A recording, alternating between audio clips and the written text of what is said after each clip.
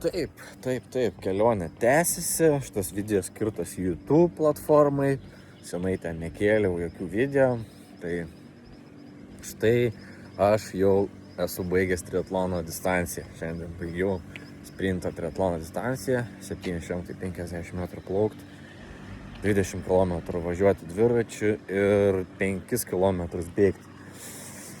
Bėgu 5 km 650 metrų, nes pasukau pagal ratu lenkiantį, definišuojantį bėgiką paskui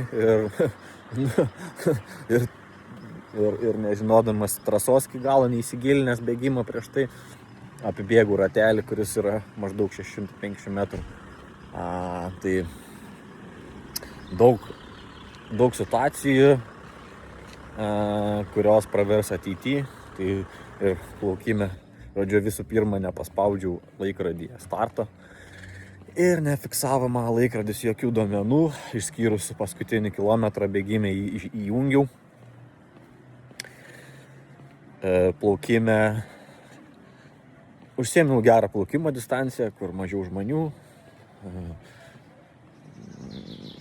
Pradėjau plaukti, pagavau ritmą, lengvai plaukiau. Ir susidūriau situaciją, kai atsirado plaukikas kairiai pusėje ir jisai šiek tiek plaukė dešiniau, o aš norėjau plaukti kairiau, nes ten buvo plūduras, tai mes gavosi, kad plaukėm vienas šalia kito. O tai nesudarė didesnių problemų, o sudarė toksai pagyvenęs labiau žmogus, kiek mačiau. Man rocis ir prieš finišą man šiek tiek trukdė, šmėžavo priešais. Tai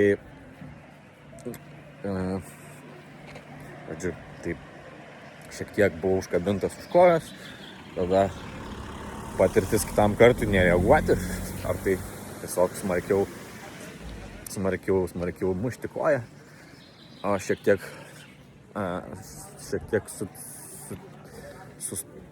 kaip sakyt, daviau dėmesį ten ir gal sustojau ar atsisukau šiek tiek, praradau savo tempą. Tas žmogus priartėjo, susilygino su manim ir jo plaukimas šonas alkūnė, tai gavau per galvą, ko pasekoje irgi sureagavau, kaip sakyt, skyriau tam dėmesį ir praleidau jį į priekį. Tai po to jaučiau šiek tiek tokį ir pyktį, ir baimę, sakykim, nes toks atvejis šiek tiek, jo. Ir kitas dalykas, po to įvykio palikau vienas plaukti. Taip, stebėjimas trajektorijos, stebėjimas plaukimo krypties. Tai pajaučiau, kad į priekį gal nedaug, bet gal buvo keletas zigzagų, kuriuos padariau. Tai ten prarandamas laikas, nes plauki ilgesnį distanciją negu galėtum ir prarandi laiką. Tai, bet plaukimas, skaityčiau, kad geriausiai įvykių prie visų iššūkių. Tai atplaukiau per 19 minučių, peisas 5:36, neblogai, iš yra kur geriau. Mano geriausias plaukimo peisas baseine 2:20, tikrai galiu geriau. Tai trys dalykai, tai matyt nereagavimas į tuos trikdžius, kai tave liečia, kai tave galbūt ir suduoda, tiesiog reikia kažkaip užsimti poziciją ir neprarasti. Galbūt toks sprendimas. Nes man gavosi taip, kad iš kairės pusės tas sportininkas, kurio panašiai plaukiam, o iš dešinės mušeika. Ir nėra kur pabėgti, sakykime, nei kairę, nei dešinę.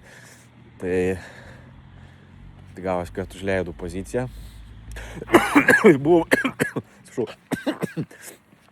Ir šiek tiek sutrikau. Tai tas pyktis, kažkokia baimė šiek tiek atsiradusi. neužtikrintumas, ritmo dingimas. Tai pastebėjau, gal pradėjo oro trūkti kažkoks, nes mano ritmas yra galva po vandeniu, 1, 2, 3, įkvepi, vėl gal ant vandeniu, 1, 2, 3, įkvepi, maždaug toks ritmas, standartinis. Tai atsiradus įtampai, pradėjau po 1, 1, 2, 3, tai pradėjau 1, 2 įkvėpimas, 1, 2 įkvėpimas. Tai paliktis trūkumas oro, dėl to dažniau įkvėpinėjau, sparčiau pradėjau mušti su ranka, jautau, kad iškart supratau, kad šita kažkokia yra tokia įtampinė situacija, tai supratau, kad taip nenuplauksiu niekur taip plaukdamas, arba daug šeikuosiu energijos, tai tiesiog pasakiau savo, kad turiu atgauti ritmą, tempas nesvarbu, turiu atgauti ritmą ir kontrolę. Tai panėriau galvą žemyn, prasidėjo 1, 2, 3, ramesniu ir gavau tą tempą, atgavau ritmą, pasitikėjimą ir plaukiau iki plūdės, ten tolimiausios vietos, apiplaukiau tvarkingai 1, 2, 3 šitą kaip sakyt, plūdę, kurią reikia apiplaukti, žymeklį ir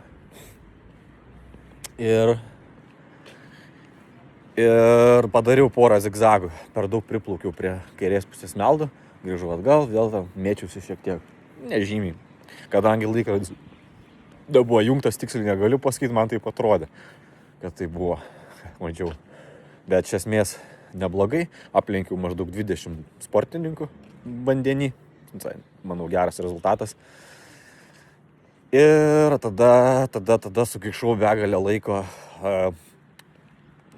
transition, persirengimo iš plaukimo į dviratį zonai, 4 su biškiu minutės. Tai buvo 60 kelintas rezultatas. Šiam 3 rodė iš visų prasčiausias, labai lėtai tenais. Užgaišau, krapščiausi, kaip sakoma. Tai praleidau žmonės į priekį ir taip pat su dviračiu.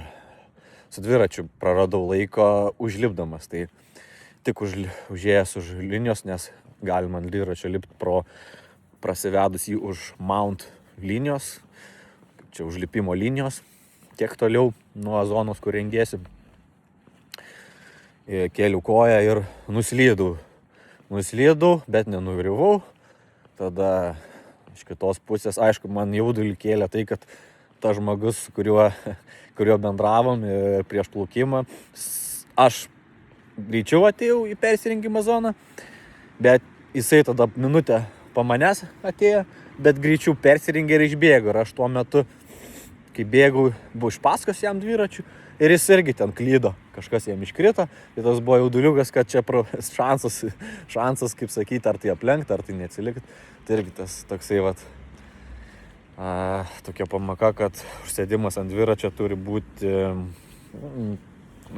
įsivertinti, neskubėti, nes tos klaidos kainuoja, tiesiog geriau ramiau, kadangi batai užsifiksuojantis clip-on, tai iš tikro pirmą kartą, iš vakaro tik tais pasibandžiau pirmą kartą su jais važiuoti, tai atrodė, kad supratau, kaip juos užsiklipinti, bet išbėgus iš baseino po visų įvykių, persirengimas, skubėjimas, tas toks neužtikrintumas jau jautėsi ir nuslydau, tada užlipau ir vėl jau užlipau, dėjau koją, vėl neužsifiksavau, tas priekim žmogus irgi klydo, man trukdė, sustojau, dėjausi, žodžiu, toks bardakėlis buvo, galiausiai užsifiksavo batas ant pedalo ir pradėjau minti.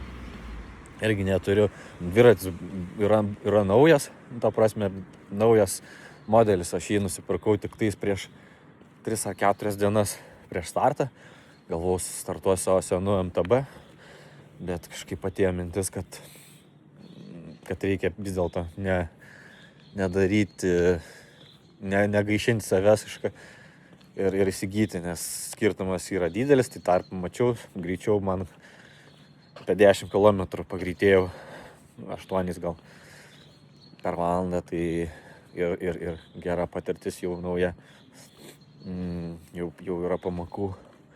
Tai va, naujas dviratis, taip pat tos padangos kitaip valdomas, plonos padangos, tada neturiu patirties posūkėse, tai irgi dar plus lietus buvo lyjo, tai reikėjo posūkės ypatingai atsargiai įvažiuoti, tai taip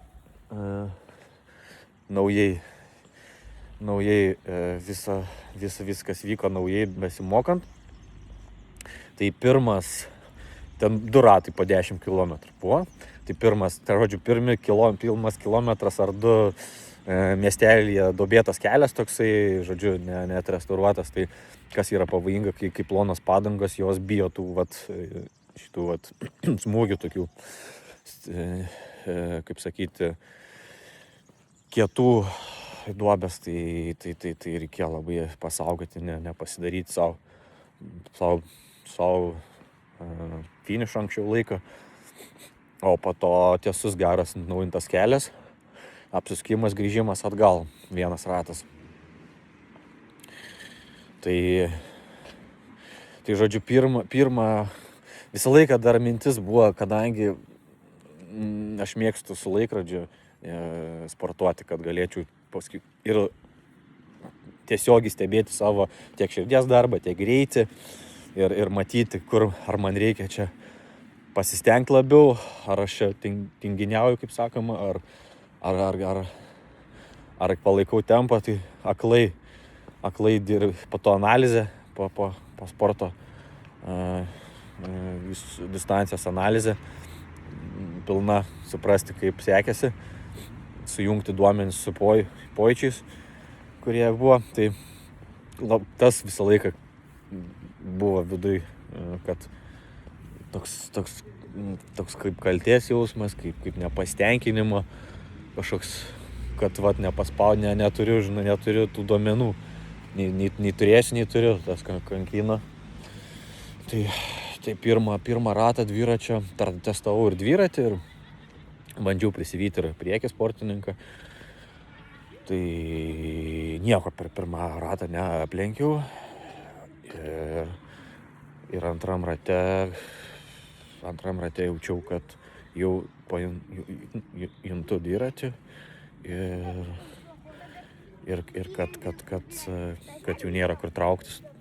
Tai antrą ratą minutę greičiau įvykiau negu pirmą. Ir aplenkiau 4 sportininkus antram rate. Tai tikrai spaudžiau ir esu patenkintas antru ratu. O aišku, dar yra kur tobulėti, nes nėra treniruočių šito dviračių, tai nėra, kaip sakyti, artimas ir pažįstamas įrankis. Tai nes čia iš esmės antru esu patenkintas ratu dviračio, paspaudžiu, aplenkiu 4 sportininkus, 4 dviratininkus. Aišku, dar turiu išsiaiškinti su pavarom. 2 žvaigždės yra, kaip patogiau, kad miškiau dar su bėgių perjungimais irgi nėra automatikos, kuris perjungia, tai kažkiek maišiausi šiek tiek. Tai baigiau bėgimą, baigiau dviračius ir prasidėjo bėgimas. Truko trumpiau kiek, minutę 40, per transition zoną, persirengimu. Tai turėjau pasikeisti batus į bėgimo batelius, pasidėti dviratį, šalmą pasidėti, sustvarkyti ir pradėti bėgti. Tai pradėjau bėgti pirmą ratą. Toks jausmas, kad toks nesavas, nejauti ritmo tokio, neįsivažiavęs jautiesi. Tai liktai sunkiai bėgasi ir kadangi aš jau kai rišausi bėgimo batus, girdėjau per mikrofoną, kad finišuoja rungties nugalėtojas, tai jau mane yra lenkę 20 minučių, gal 15 minučių, nes jie greičiau bėga. Jie lenkia mane jau bėgimo distancijai, tai pradėdamas bėgti įsimaišiau į bėgikus, kurie jau baiginėjo distanciją. Aš to kaip ir tiesiog bėgu ir tiek, toks automatas, aš kaip pradžiai išbėgiau automatų tokių. Bėginį trasos, šiaip dviračiui buvau įsigilinęs, o bėgimą neįsigilinau pilnai, tai žodžiu, nusekiau paskui sportininkai finišą. Nusekiau finišą ir gaunasi, kad apibėgau dar 650 metrų. Žodžiu, grįžau į tą pačią vietą, kur pradėjau. Ir taip dar praleidau ir sportininkų priekį, ir laiką praradau, tai 650 metrų nubėgau daugiau negu reikėjo. Tai bėgu, galima sakyti, vienas.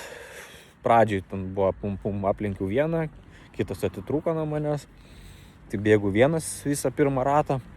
O antram rate jau tas pasimetimas dingo. Ir atsirado ritmas, toks jautimas, susinormalizavo, kaip sakyti, ritmas. Tai sugalvojau įsijungti laikrodį, aišku, prieš galą tai buvo, likus maždaug kilometrą, įsijungiau laikrodį bėgimui ir tada aplenkiau dar mergaitę tokią vieną ir baigiau su vėliu, tai kai įsijungiau laikrodį, peisas buvo 4:50. Tai ir ritmas širdies vidutinis 170 buvo tuo metu. Ir baigiau dar, paspaudžiau, tai 3 kažkiek dar best pace buvo, tai tikrai, bet taip stabiliai, kaip sakyti, nei kažkaip išdegęs akis, bet stabiliai ištikrintai baigiau triatloną. Tai paskaičiau, kad praradau tuo rateliu 3 minutės maždaug. Tai 3 minutės, tai man kainavo 4 pozicijas maždaug. Ar ne? Ar gal 2-3, iki 4 pozicijų praleidau tuo. Taip pat transition šitie man kainavo, tai transition 2 minutės galėjau staupyti tikrai. Nereikia 4-2 mano sočiai. Žodžiu, tai pirmas triatlonas su pamokom, daug įvairių pamokų gavau skirtingų. Tai žodžiu, gavau alkūnę, tada, ką jau mačiau 2 plaukimuose, kuriuos dariau anksčiau atviram vandeny, kad neturiu dar išdirbęs aplinkos stebėjimą, kadangi įkvėpiu per vieną pusę, tai tas šiek tiek stebėjimą sumažina aplinkos ir yra specialus metodas krokodilo akis. Tai prieš įkvėpimą pirmą pasižiūri priekį ir tada sukiesi įkvėpti. Ir taip stebi aplinką, gali kas antrą daryti, tas krokodilo akis, kas trečią, ar kas kiekvieną. Tai žodžiu išplaukimo gavau alkūnę, tai vat kitą kartą jau susidėlioti, kaip elgtis tokiu atveju, ar reikia pasianalizuoti, kaip elgtis tokiu atveju, kaip reaguoti. Tada teritorijos stebėjimas labai svarbu. Tai taip pat bandymas didesniu greičiu plaukti iš tikrųjų, nes sprinto distancija nėra tokia didelė, 750 metrų. Galima būtų ir greičiau pabandyti plaukti, tiesiog aš kai nesu šitam plaukime atviram vandenį, neturiu daug patirties, tai tiesiog prioritetas yra stabiliai plaukti, tai plaukiu taip užtikrintų tempu, kad nejausti įtampas, tiesiog užtikrintai plaukti. Tai dar galimas tempo padidinimas. Tada sekantis transition, pasikeitimo zona iš plaukimo į dviratį. Šitą apgalvot,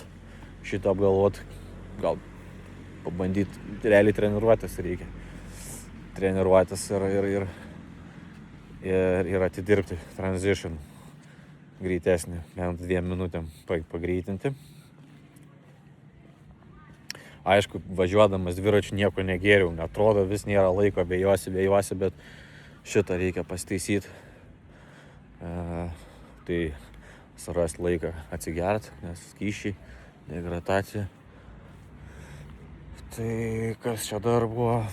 Nu, taip pat jo dviračio treniruotės, kad pajausti dviratį ir treniruotis posūkiams, kai važiuoji tempu, tada pristabdai ir reikia apsisukti be virtimų, kaip tai, o atidirbti šitą techniką.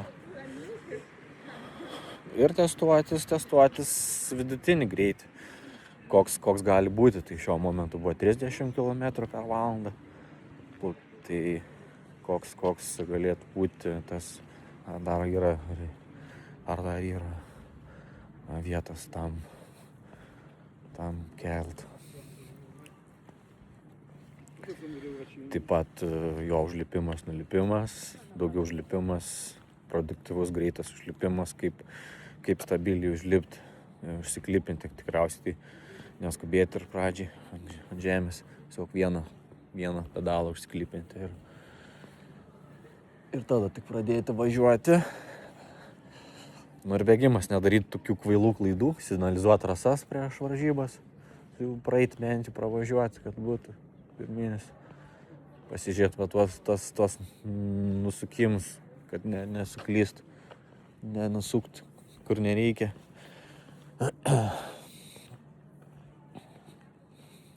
Gėlio bėgime tam dviratį irgi neradau laiką suvalgyti, tai manau verta atsigerti gėlis dviratyje. Nu ir ką. Ir tiek laikroduką stebėti, įsijungti laikrodį, kad suteiktų informacijos daugiau.